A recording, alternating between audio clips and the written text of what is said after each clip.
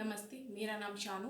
Corona जो पूरे विश्व के लिए एक बहुत बड़ी बीमारी है, उसके बारे में आज हमारे प्रोग्राम में आई हैं डॉक्टर सुनीता, जो भूतपूर्व प्रमुख प्रमुख अधीक्षिका महिला अस्पताल गोरखपुर एवं वरिष्ठ बाल रोग विशेषज्ञ हैं। तो हम उनसे कुछ सवाल पूछेंगे जिनके जवाब वो हमें देंगी। तो आइए शुरू करते हैं। हमारा आज का पहला सवाल है डॉक्टर साहिबा कि कोविड-19 और कोरोना वायरस, इन दोनों में अंतर क्या है? क्योंकि कई जगह सुनने में आता है कि कोरोना हो गया, तो कोई कहता है कि कोविड-19 हो गया। तो बहुत लोग कंफ्यूज रहते हैं कि ये दोनों एक ही चीज़ें हैं या दोनों में कुछ अंतर है। नहीं, बहुत अंतर है। ये आपने अच्छा सवाल पूछा है, क्योंकि आम लोग कोई जना कोरोना कह देता है, उसको कोरोना हो गया, कोई कह देता है कोविड-19 हो गया। लेकिन इसका बेसिक डिफरेंस ये है कि कोरोना एक वायरस है जो कि ये बीमारी कॉज करता है, कोविड-19। और कोरोना वायरस जो है वो आपने देखा ही होगा, टीवी वगैरह पे आजकल दिखा रहा है, जैसे राउंड बॉल की जैसी शेप है उसकी, और उसके प्रोजेक्शंस निकले हुए हैं सिलिंड्रिकल।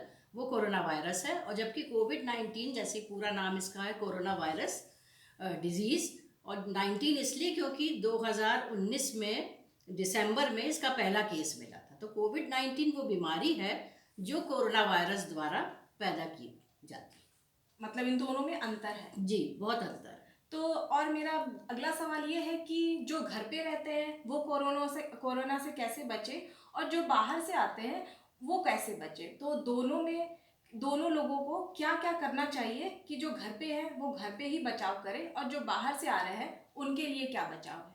हाँ, देखिए, जैसे मैंने बताया आपको कि इसको बचाव को हम दो भाग में बांट सकते हैं। और एक आम आदमी बहुत कंफ्यूज रहता है कि हम क्या करें कि जिससे कि कोरोना से बचाव रहे। इसको इससे धोएं कि उससे धोएं, कि कितनी बार झाड़ू लगे, पोछा लगे।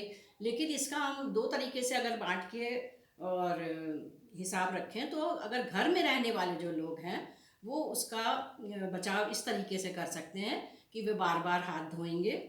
जैसा कि आपको बताया है कि 6 स्टेप में हाथ धोना है, और वो 6 स्टेप्स में अभी आपको आगे बताऊंगी। 6 स्टेप्स में साबुन और पानी से हाथ धोना है। और साबुन और पानी से ही क्यों हाथ धोना है? क्योंकि जैसे मैंने बताया, कोरोना वायरस की जो आउटर लेयर है वो लिपिड्स की बनी रहती है, और लिपिड्स जो हैं केवल साबुन के पानी से ही डैमेज होते हैं या डिस्ट्रॉय होते हैं। तो जब हम साबुन के पानी से हाथ धोते हैं तो ये हम कोरोना वायरस की आउटर वॉल को, जो कि लिपिड्स की बनी रहती है, उसको डैमेज कर सकते हैं, और इस वजह से वो कोरोना वायरस ब्रेक होता है। और जो घर में रहते हैं उनके लिए, जैसे सब्जियां आई, फल आए, तो एक आम गृहिणी की ये चिंता रहती है कि उसको हम कैसे डिकंटेमिनेट करें या डिसइंफेक्ट करें। तो उसको हम कहेंगे कि सब्जी और फल अगर आते हैं तो उसको एक तसले में रखें, उसको पानी में डुबो के रखें, और उसको 1 चम्मच मीठा सोडा उसमें डाल दें, और फिर आधा घंटे तक उसमें भीगा रहने दें। और अगर ऊपर से कहीं गंदगी दिखाई दे रही है तो एक सॉफ्ट ब्रश से उसको साफ कर सकते हैं।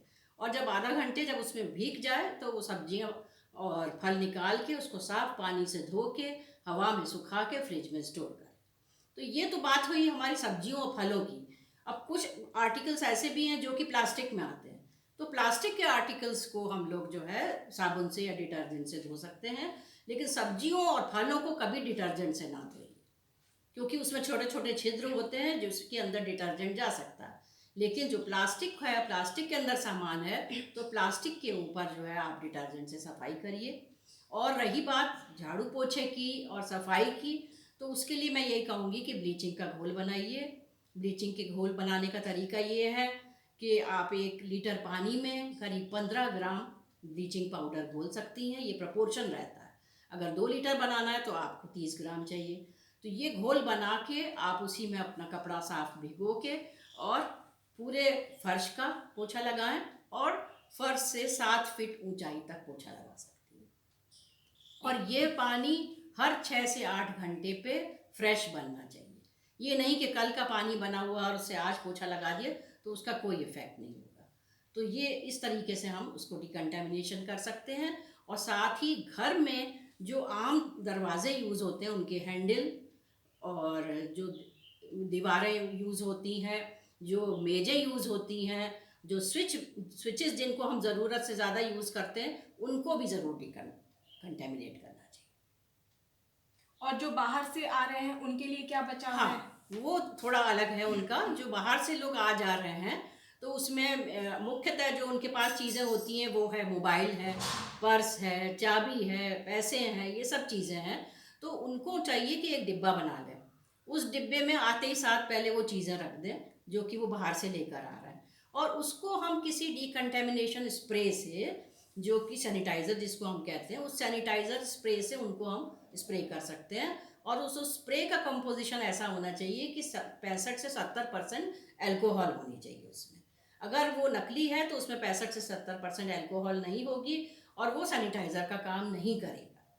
इसलिए वो चीज़ें पहले वो तसले में अलग रख देंगे, जूते को भी इसी तरीके से डिकंटेमिनेट करेंगे, और सारे कपड़े जो वो पहन के गए हैं वो एक डिटर्जेंट के घोल में डाल देंगे और स्वयं साबुन के पानी से नहा के घर के अंदर घुसेंगे।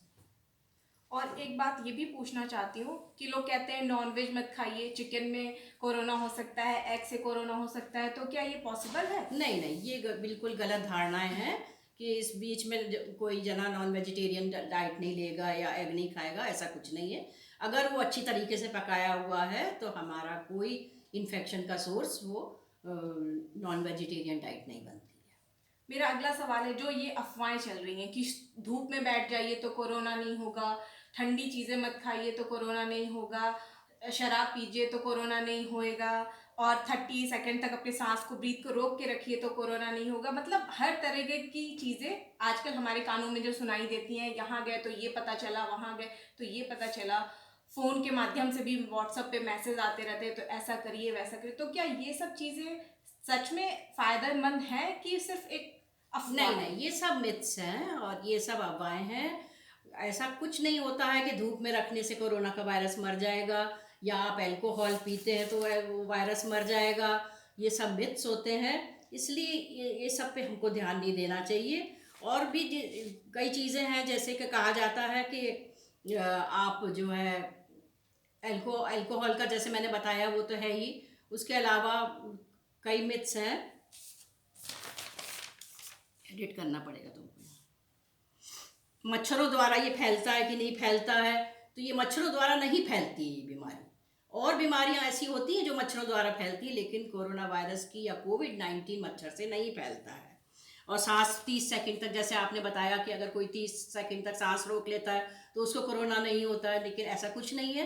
कोरोना के फाइनल डायग्नोसिस के लिए लैब में टेस्ट कराना पड़ता है, तभी कंफर्म होता है कि इस आदमी को कोरोना है कि नहीं। अगर 30 सेकंड तक वो सांस रोक भी लेता है तो ज़रूरी नहीं है कि उसको कोरोना नहीं हो। और आजकल ये भी चल रहा है कि कितने लोग न्यूज़पेपर मंगाना बंद कर दिए हैं, पैसे, कोई बाहर से सब्जी वाला या कि ठेले वाला कोई आ रहा है, कोई सामान दे रहा है तो उससे पैसे नहीं ले रहे हैं, उसके पास ही छोड़ दे रहे हैं, कह रहे हैं कि उसमें भी कोरोना के वो बैक्टीरिया हो सकते हैं। तो ये सब चीज़ नहीं, ये तो आपने बताया, लेकिन मैंने जैसे बताया कि आप बाहर से जो भी चीज़ ला रहे हैं उसका डिकंटेमिनेशन होना जरूर। जैसे बाहर से आपने पैसे भी लिए, नोट लिए हैं, सिक्के लिए हैं, तो आप उसको किसी सैनिटाइजर द्वारा पहले डिकंटेमिनेट करिए, फिर उसको घर में रखिए।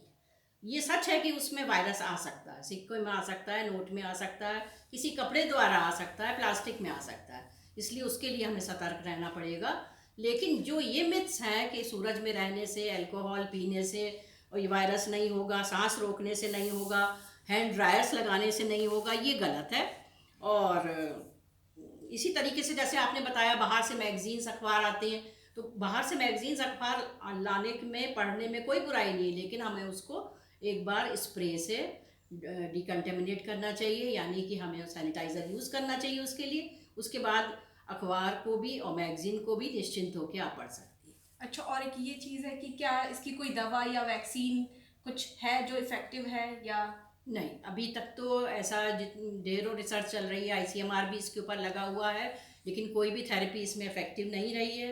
वैक्सीन के ऊपर भी कार्य चल रहा है, लेकिन वैक्सीन अभी कोई इफेक्टिव वैक्सीन नहीं बन पाया, क्योंकि उसमें भी समय लगता है। ये वायरस नया है, इसका वैक्सीन बनने में समय लगेगा। और कोई भी दवाई अभी तक ऐसी नहीं निकली है जिसको निश्चित रूप से कहा जा सके कि ये कोरोना वायरस के लिए या कोविड-19 बीमारी के लिए इफेक्टिव है। तो आप एक मैसेज हमारे जो भी हमारे ये वीडियो या प्रोग्राम देखेंगे उनको आप कुछ मैसेज देना चाहती हैं लास्ट में? मैसेज वही है जो बार बार आपसे बताया जा रहा है कि आप घर पे रहें, बहुत घर पे ही रहें, घर पे रहें, और बहुत आवश्यक है, बाहर निकलना ही है तो मास्क का इस्तेमाल करें, ग्लव्स का इस्तेमाल करें और उस मास्क को कृपया धोएं ज़रूर, धो के धूप में फैलाएं, वही मास्क बार बार यूज़ ना करें। एक जना मास्क, अपना मास्क स्वयं खुद ही रखे, दूसरे को उसको यूज़ करने को ना दे। और एक बाहर निकलें तो 1 मीटर की दूरी बना के रखें।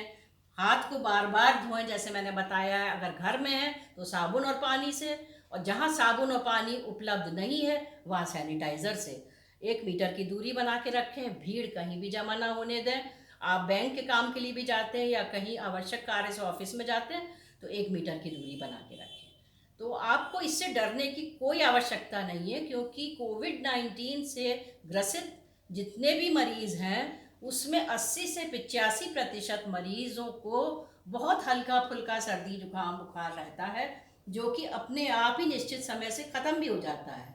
10 से 12% केसेस में ऐसा होता है कि उनको अस्पताल जाने की ज़रूरत पड़ती है, और 2 से 3% केसेस ऐसे होते हैं जिनको वेंटिलेटर पे रखना पड़ता है और जिनके की मृत्यु भी हो सकती है। इसलिए जो एक दहशत बनी हुई है और एक घबराहट बनी हुई है समाज में कि अरे उसको कोरोना हो गया तो क्या होगा, अब ऐसा कुछ नहीं है। ये तो उसी आम सर्दी जुकाम की तरह ये भी कोरोना वायरस है, लेकिन इसमें अगर कॉम्प्लिकेशंस होते हैं तो आपको डॉक्टर से जरूर संपर्क। धन्यवाद आपका। तो धन्यवाद आप धन्यवाद। सभी का। आप सभी को आपके सवालों के जवाब मिल गए होंगे। घर पे रहें, स्वस्थ रहें, स्वच्छ रहें और कहीं बाहर मत जाएं। धन्यवाद।